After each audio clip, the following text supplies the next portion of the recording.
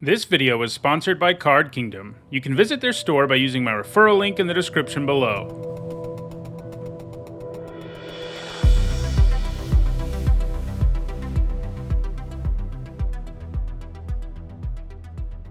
Hi everyone, I'm Nitsa Hone, and today is Wednesday, and that means it's time for my 44th deck history video.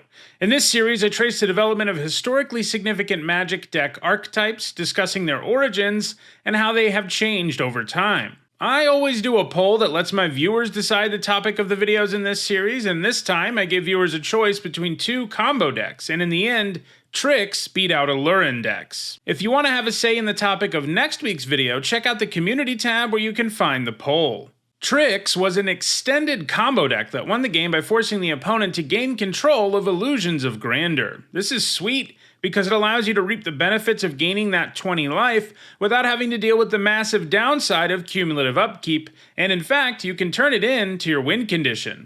Cumulative upkeep forces whomever controls Illusions of Grandeur to pay a cost every upkeep, 2 mana that first turn, 4 mana the turn after that, and so on, so it is quickly impossible to afford. So, gaining the life and then giving this to your opponent is pretty awesome. Typically, once your opponent can no longer pay the upkeep cost, they will lose the game because they have to sacrifice Illusions of Grandeur. Personally, I think Trix is one of the sweetest combo decks of all time, simply because it has such a wacky win condition. Trix decks were only ever a factor in one format, Extended, and they only found success there between 2000 and 2001. Extended is a now defunct rotating format that featured the last several years of cards, so it was a lot like Standard, but with a much larger card pool and less frequent rotation. Because Trix decks were only around for about a year, that means this edition of deck history will be one where we zoom in and take a close look at a relatively short-lived deck, rather than a video where we cover a deck that has existed for decades and has had several different iterations. You're probably wondering why this deck is called Trix, and the answer is pretty silly. During this era of Magic, everyone was naming their decks after cereal and breakfast food, and this was especially true for combo decks. So the name Trix here is a reference to that cereal, and it was a fitting name because the deck won the game in such a silly way. So let's dive in with our first look at Trix. The deck first showed up on the competitive scene in 2000 when two Trix decks top-8'd Grand Prix Philadelphia. In particular, we're going to take a look at Scott McCord's version of the deck, which came in second. This deck and all Trix decks used Donate to give the opponent Illusions of Grandeur. The remainder of the deck is largely built around finding those two cards and disrupting the opponent so they can't stop you.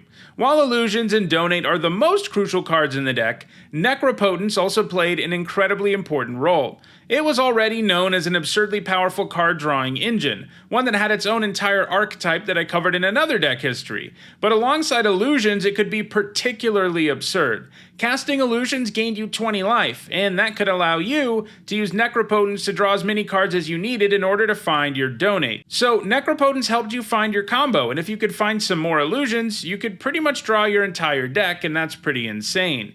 In addition to Necropotence, the deck also uses Brainstorm, Demonic Consultation, and Vampiric Tutor to find the combo pieces. Consultation usually played like a 1-mana Demonic Tutor, and while Vampiric Tutor might not have immediately put the card into your hand, it would make sure you drew whatever card you wanted next. The deck also used Duress to pick apart opposing hands, either to slow them down or remove any disruption that might be in the way, and a single Contagion was the only true removal spell in the deck. Force of Will gave the deck a way to protect the combo even without any mana available. As is the case for most combo decks, especially in this era, fast mana was crucial, since you want to go off before your aggressive opponent can kill you, and the sooner you can go off, the less likely it is that a control deck will be able to stop you. Dark Ritual and Mana Vault could really get you there. With that kind of mana and all the card draw and tutors you had, you could pull the combo off on turn 3 pretty consistently. However, this would be the last time a blue-black Trix deck top-8'd an event in Extended. This is because over the course of the next year, 2 of the deck's key cards got banned. Just a month after Grand Prix Philadelphia, Dark Ritual got the axe. This was primarily motivated by the Trix deck, which could go off early far too consistently, but it was a problem card in general. Then in early 2001, Necropotence got banned. This was partly because of the Trix deck, but it was also part of a whole bunch of other Extended decks because it was so powerful.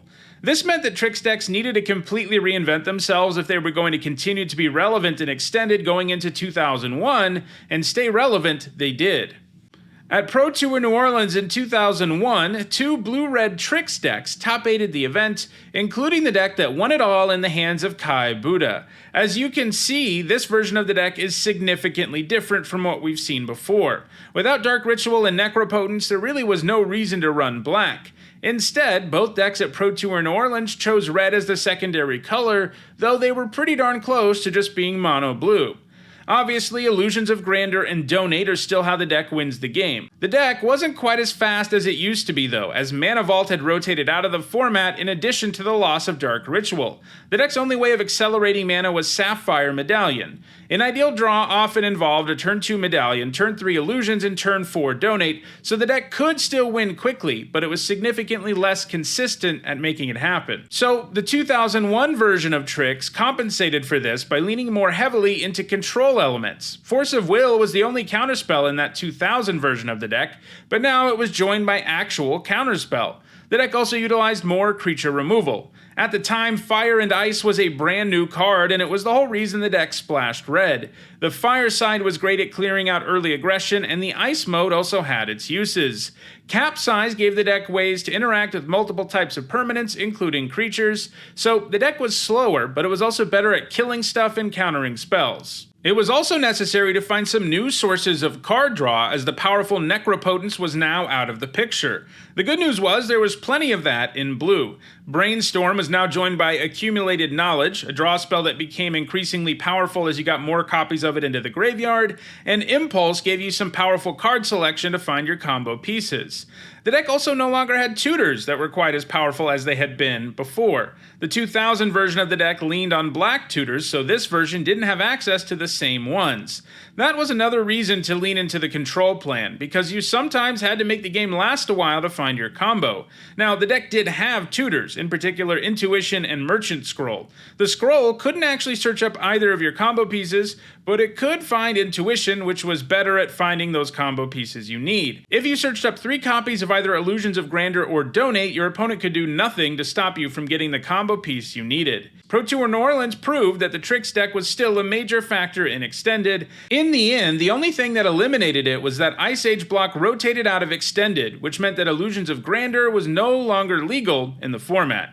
While it was only around for 2000 and 2001 and in a single format, Trix has really left its mark on Magic and is often remembered as one of the best extended decks of all time, and I think it should also be remembered for having one of the sweetest win conditions the game has ever seen. It was pretty darn unique too.